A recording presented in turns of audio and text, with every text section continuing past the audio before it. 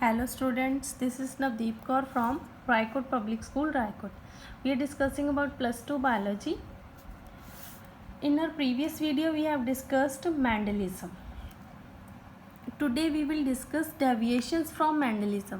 Deviations from Mendelism, or we can say post-Mendelian discoveries, or we can say genetic principles discovered after Mendel, or other patterns of inheritance and genotypic expressions.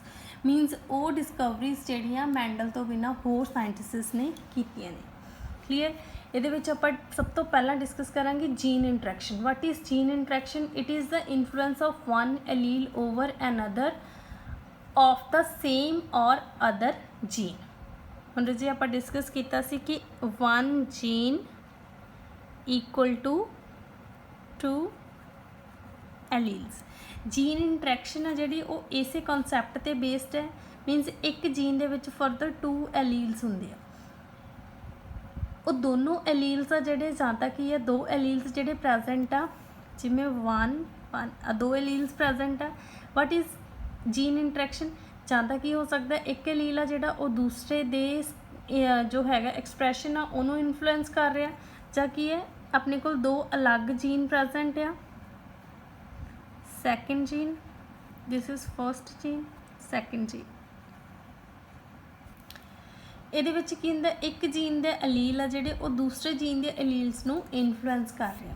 ਇਸ base ਦੇ ਉੱਪਰ ਜਿਹੜੀ jean interaction ਆ further 2 types ਦੀ ਆ, intra ਐਲੀਲਿਕ ਔਰ inter ਐਲੀਲਿਕ ਔਰ ਨॉन ਐਲੀਲਿਕ। Intra ਐਲੀਲਿਕ ਦੇ ਵਿੱਚ ਕੀ ਹੁੰਦਾ ਰਜੇ, ਜਿਹੜੇ ਇੱਕ ਜੀਨ ਦੇ ਵਿੱਚ 2 ਐਲੀਲਸ ਪ੍ਰੈਜ਼ੈਂਟ ਆ, ਉਹ ਦੋਨੋਂ ਐਲੀਲਸ ਨੇ ਜਿਹੜੇ ਉਹ ਉਹਨਾਂ ਦੇ ਵਿੱਚੋਂ ਇੱਕ ਐਲੀਲ ਦੂਸਰੇ ਐਲੀਲ ਦੇ ਐਕਸਪ੍ਰੈਸ਼ਨ ਨੂੰ ਇਨਫਲੂਐਂਸ ਕਰ ਰਿਹਾ। ਇਹਦੀਆਂ ਐਗਜ਼ਾਮਪਲਸ ਨੇ incomplete dominance, codominance, multiple allelism and lethal genes. Second ਆ ਗਿਆ ਇੰਟਰਜੀਨਿਕ ਔਰ ਨॉन ਐਲੀਲਿਕ ਇੰਟਰੈਕਸ਼ਨ। ਇਹਦੇ ਵਿੱਚ ਕੀ ਹੁੰਦਾ ਇੱਕ ਜੀਨ ਦਾ ਐਲੀਲ ਆ ਜਿਹੜਾ ਉਹ ਦੂਸਰੇ ਜੀਨ ਦੇ ਐਕਸਪ੍ਰੈਸ਼ਨ ਨੂੰ ਇਨਫਲੂਐਂਸ ਕਰ ਰਿਹਾ। ਐਗਜ਼ਾਮਪਲ ਆ ਜਾਏਗੀ epistasis, duplicate genes, complementary genes, supplementary genes etcetera. Only this is in your syllabus, intra-allelic interaction. In intra-allelic interaction there is first example incomplete dominance. Incomplete dominance is also known as intermediate inheritance.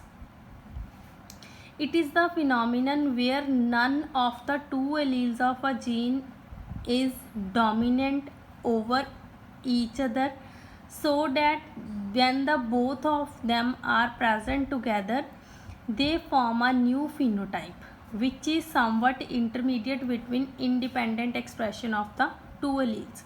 means कि है रजे जो 2 alleles ने ਜਿਹੜੇ dominant ਤੇ recessive ਜਾਂ ਆਪਾਂ ਕਹੀਏ ਕਿ 2 expressions ਜਿਵੇਂ flower color ਹੈ, flower color ਦੇ ਵਿੱਚ ਆਪਾਂ ਇੱਕ red ਲੈ ਲਈਏ ਇੱਕ white ਲੈ ਲਈਏ। examples ਦਿੱਤੀਆਂ ਹੋਈਆਂ further flower color in snapdragon ਹੈ ਰਜੇ dog flower, its scientific name is Antirrhinum majus। and second example है 4 o'clock, scientific name is Mirabilis jalapa। second example is coat color in Andalusian fowl।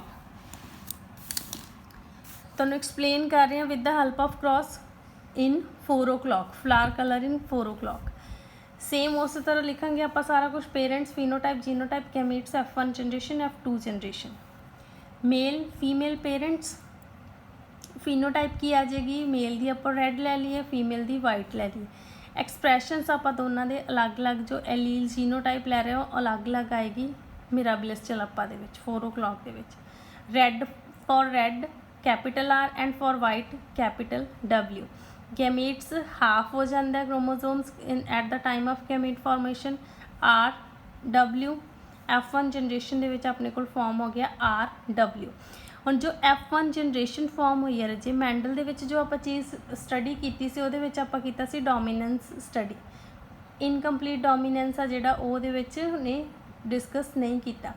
उन्हें की कहा सी डोमीनेंस दे विच कि सिर्फ जो डोमीनेंट एलील हुंदा उहदा ही expression show हुंदा, बट इत्थे दोनों एलील्स ही डोमीनेंट ने। ठीक है, सो इन्हां दोनों का एक्सप्रैशन ही शो नहीं हो रहा। अपने को एक नवा जो हैगा एक्सप्रैशन या नवी जिहड़ी हैगी है फॉर्म है वो ਫਾਰਮ ਹੋ ਗਈ ਹੈ, ਦੈਟ ਇਜ਼ ਹਾਈਬ੍ਰਿਡ ਪਿੰਕ। ਜਦੋਂ ਦੋਨੋਂ ਹੋਮੋਜ਼ਾਈਗਸ ਕੰਡੀਸ਼ਨ ਦੇ ਵਿੱਚ ਪ੍ਰੈਜ਼ੈਂਟ ਹੈ ਉਦੋਂ ਆਪਣੇ ਵਾਲਾ ਕਲਰ ਹੈ ਜਿਹੜਾ ਉਹ ਐਕਸਪ੍ਰੈਸ ਕਰ ਰਿਹਾ, ਕੈਪੀਟਲ ਆਰ ਰੈੱਡ ਐਕਸਪ੍ਰੈਸ ਕਰ ਰਿਹਾ, ਕੈਪੀਟਲ ਡਬਲਿਊ ਵਾਈਟ ਐਕਸਪ੍ਰੈਸ ਕਰ ਰਿਹਾ। ਬਟ ਜਦੋਂ ਦੋਨੋਂ ਹੈਟੀਰੋਜ਼ਾਈਗਸ ਕੰਡੀਸ਼ਨ ਦੇ ਵਿੱਚ ਪ੍ਰੈਜ਼ੈਂਟ ਹੈ ਤਾਂ ਆਪਣੇ ਕੋਲ ਇੱਕ ਨਵਾਂ ਐਕਸਪ੍ਰੈਸ਼ਨ ਫਾਰਮ ਹੋ ਰਿਹਾ, that is pink, hybrid pink.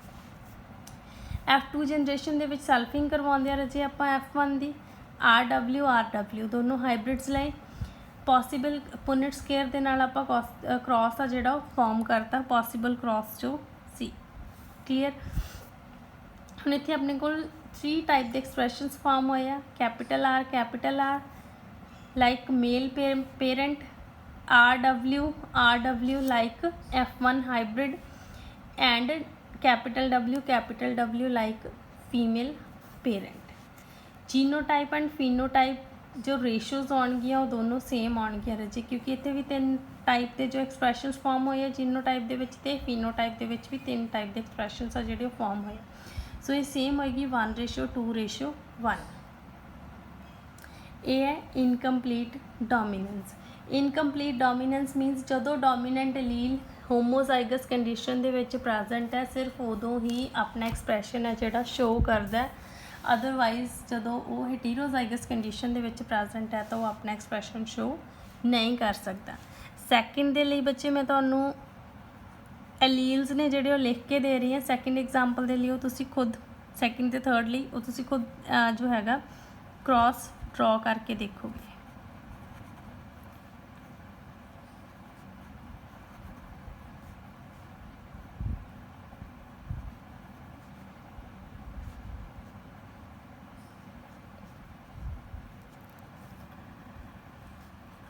Parents male female.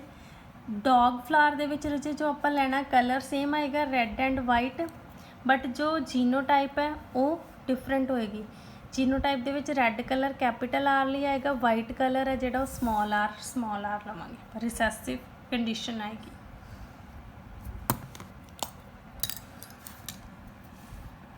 Phenotype is red,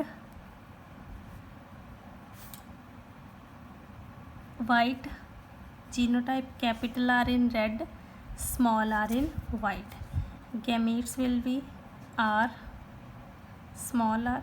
In F1 generation capital R, small r, that is also hybrid pink।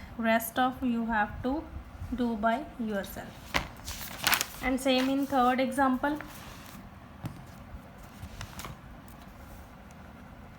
parents phenotype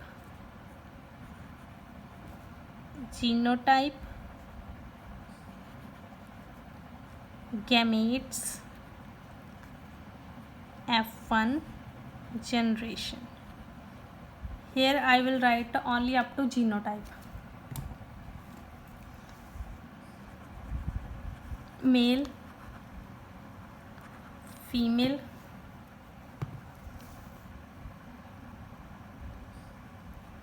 black white, capital B small b। Clear.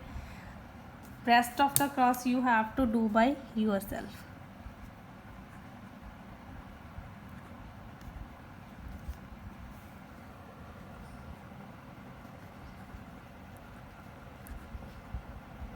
This is incomplete dominance। Second is in intrallelic interaction is codominance। What is codominance? Codominance ਤੇ incomplete dominance ਨੂੰ आपस ਦੇ ਵਿੱਚ confuse नहीं करना रजी। Codominance when both the alleles of a gene express themselves simultaneously, means ਦੋਨਾਂ ਦੇ expressions ਨੇ ਜਿਹੜੇ ਉਹ ਆਪਾਂ ਨੂੰ show ਹੁੰਦੇ ਆ। इन्ना हेटेरोजाइगस कंडीशन दे विच दोनों दे दोनों अपने आप नूं प्रॉपरली इक्वली एक्सप्रैस कर रहे हैं, उस कंडीशन नूं आपां बोलते हैं codominance. Both the alleles which are present together in a heterozygous condition but neither show dominant recessive relationship dominant recessive means ਕਿ ਇਹ ਨਹੀਂ ਹੋ ਸਕਦਾ ਕਿ ਸਿਰਫ ਡੋਮੀਨੈਂਟ ਦੀ ਹੀ ਜੋ ਹੈਗਾ ਐਕਸਪ੍ਰੈਸ਼ਨ ਉਹ ਸ਼ੋ ਹੋਵੇ, ਰਿਸੈਸਿਵ ਆ ਜਿਹੜਾ ਉਹ ਸ਼ੋ ਨਾ ਹੋਵੇ। Nor show intermediate condition like in incomplete dominance, ਕਿ ਆਪਣੇ ਕੋਲ ਇੱਕ ਨਵੇਂ ਤਰ੍ਹਾਂ ਦਾ ਜਿਹੜਾ ਹੈਗਾ ਵਾ ਐਕਸਪ੍ਰੈਸ਼ਨ ਆ ਉਹ ਫਾਰਮ ਹੋ ਜਾਂਦਾ ਜਿਹੜਾ ਦੋਨਾਂ ਨਾਲ ਹੀ ਮੈਚ ਨਹੀਂ ਕਰਦਾ। But express there traits independently, ਆਪਣੇ ਟ੍ਰੇਟਸ ਆ ਜਿਹੜੇ ਉਹਨਾਂ ਨੂੰ ਇੰਡੀਪੈਂਡੈਂਟਲੀ ਐਕਸਪ੍ਰੈਸ ਕਰਦਾ। ਇਹਦੀ ਐਗਜ਼ਾਮਪਲ ਹੈ AB ਬਲੱਡ ਗਰੁੱਪ। ਹੁਣ AB ਬਲੱਡ ਗਰੁੱਪ ਪਹਿਲੀ ਐਗਜ਼ਾਮਪਲ ਆ ਜਿਹੜੀ ਮੇਰੇ ਜੀ ਉਹ ਐਕਸਪਲੇਨ ਕਰ ਰਹੀ ਹਾਂ ਮੈਂ ਤੁਹਾਨੂੰ। ਆਪਣੇ ਕੋਲ ਜੋ ਬਲੱਡ ਗਰੁੱਪ ਹੈ, ਇੱਥੇ ਮੈਂ ਤੁਹਾਨੂੰ ਸਭ ਦੇ ਲਈ ਐਕਸਪ੍ਰੈਸ਼ਨਸ ਲਿਖ ਕੇ ਦੇ ਰਹੀ ਹਾਂ, ਜੈਨੇਟਿਕ ਐਕਸਪ੍ਰੈਸ਼ਨਸ ਕਿ ਕਿਹੜੇ ਕਿਹੜੇ ਹੁੰਦੇ ਨੇ। ਬਲੱਡ ਗਰੁੱਪ A B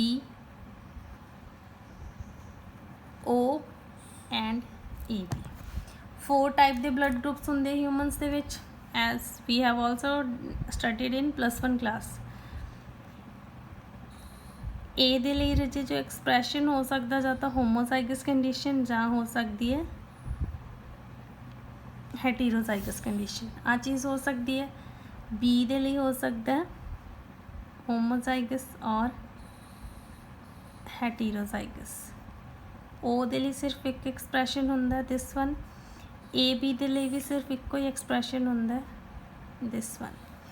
ਹੁਣ ਇਹਦੇ ਵਿੱਚ ਕੀ ਆ, A B ਦੋਨੋਂ ਜਿਹੜੇ ਹੈਗੇ ਨੇ ਰਜੇ ਡੋਮੀਨੈਂਟ ਨੇ, ਅਤੇ ਜੋ O ਹੈ O ਫਾਰਮ ਹੈ, ਇਹ ਵਾਲਾ ਜਿਹੜਾ ਐਲੀਲ ਹੈ ਉਹ ਰਿਸੈਸਿਵ ਹੈ। ਅਗਰ ਰਿਸੈਸਿਵ A ਦੇ ਨਾਲ ਪ੍ਰੈਜੈਂਟ ਹੈ ਤਾਂ ਬਲੱਡ ਗਰੁੱਪ ਆ ਜਿਹੜਾ ਉਹ A ਹੀ ਫਾਰਮ ਹੋਏਗਾ। ਅਗਰ ਰਿਸੈਸਿਵ B ਨਾਲ ਪ੍ਰੈਜੈਂਟ ਹੈ ਤਾਂ ਬਲੱਡ ਗਰੁੱਪ ਆ ਜਿਹੜਾ B ਫਾਰਮ ਹੋਏਗਾ। ਅਗਰ ਰਿਸੈਸਿਵ ਹੋਮੋਜ਼ਾਈਗਸ ਕੰਡੀਸ਼ਨ 'ਚ ਪ੍ਰੈਜੈਂਟ ਹੈ ਤਾਂ ਬਲੱਡ ਗਰੁੱਪ O ਹੋਏਗਾ। ਬਟ ਅਗਰ ਡੋਮੀਨੈਂਟ A ਅਤੇ ਡੋਮੀਨੈਂਟ B ਦੋਨੋਂ ਪ੍ਰੈਜੈਂਟ ਆ ਤਾਂ ਦੋਨਾਂ ਦਾ ਐਕਸਪ੍ਰੈਸ਼ਨ ਆ ਜਿਹੜਾ ਉਹ ਸ਼ੋ ਹੁੰਦਾ। ਹੁਣ ਇਹਦੇ ਵਿੱਚ A ਵੀ ਆ ਗਿਆ ਅਤੇ ਇਹਦੇ ਵਿੱਚ B ਵੀ ਆ ਗਿਆ। ਕਲੀਅਰ, ਦੋਨੋਂ ਜਿਹੜੇ ਆਪਣੇ ਆਪ ਨੂੰ ਇੰਡੀਪੈਂਡੈਂਟਲੀ ਸ਼ੋ ਕਰ ਰਹੇ। ਇਹਦੇ ਵਿੱਚ ਇੱਕ ਐਗਜ਼ਾਮਪਲ ਦਿੱਤੀ ਹੋਈ ਆ, coat colour in cattle, red roan white, 3 examples ਲਿਖੀਆਂ ਹੋਈਆਂ ਰਜੇ ਮੈਂ ਇਹਦੇ ਵਿੱਚ।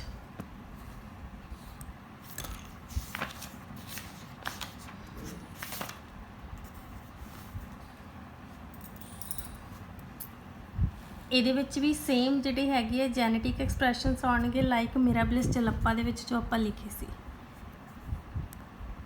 ਕੋਟ ਕਲਰ ਇਨ ਕੈਟਲ। ਸੇਮ ਉਸੇ ਤਰ੍ਹਾਂ ਲਿਖੋਗੇ ਤੁਸੀਂ ਰਚੇ ਪੇਰੈਂਟਸ ਮੇਲ ਫੀਮੇਲ, ਠੀਕ ਹੈ। ਮੇਲ ਨੂੰ ਆਪਾਂ ਲੈ ਲੈਂਦੇ ਹਾਂ ਰੈੱਡ ਐਂਡ ਫੀਮੇਲ ਨੂੰ ਲੈ ਲੈਂਦੇ ਆਪਾਂ ਵਾਈਟ। ਗੈਮੀਟਸ ਆ ਜਾਣਗੇ ਰਚੇ R W, F1 ਜਨਰੇਸ਼ਨ ਦੇ ਵਿੱਚ ਆਪਣੇ ਕੋਲ ਇੱਥੇ ਫਾਰਮ ਹੋ ਰਿਹਾ RW, ਇਹ ਆ ਜਾਏਗਾ ਰੋਨ ਕਲਰ, ਇੱਕ ਨਵਾਂ ਕਲਰ ਫਾਰਮ ਹੋ ਜਾਂਦਾ। ਆਪਣੇ ਕੋਲ 2 ਤਰ੍ਹਾਂ ਦੀਆਂ ਕੈਟਲਸ ਨੇ, ਇੱਕ ਰੈੱਡ ਹੈ ਇੱਕ ਵਾਈਟ ਹੈ, ਠੀਕ ਹੈ। ਕਾਊਜ਼ 2 ਕਲਰ ਦੀਆਂ ਨੇ, ਠੀਕ ਹੈ, ਸੌਰੀ ਕੈਟਲਸ, ਇੱਕ ਬੁੱਲ ਇੱਕ ਕਾਊ।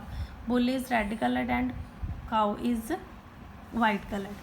ਹੁਣ ਜੋ ਬੁੱਲ ਹੈ ਉਹਦੇ ਵਿੱਚੋਂ ਰੈੱਡ ਜੀਨ ਹੈ ਜਿਹੜਾ ਉਹ ਐਜ਼ ਗੈਮੀਟਸ ਦੇ ਰੈੱਡ ਆ ਜਿਹੜਾ ਉਹਦਾ ਕੈਪੀਟਲ R ਗੈਮੀਟ ਦੇ ਵਿੱਚ ਆ ਰਿਹਾ ਅਤੇ ਵਾਈਟ ਦੇ ਵਿੱਚੋਂ ਕੈਪੀਟਲ W ਆ ਰਿਹਾ।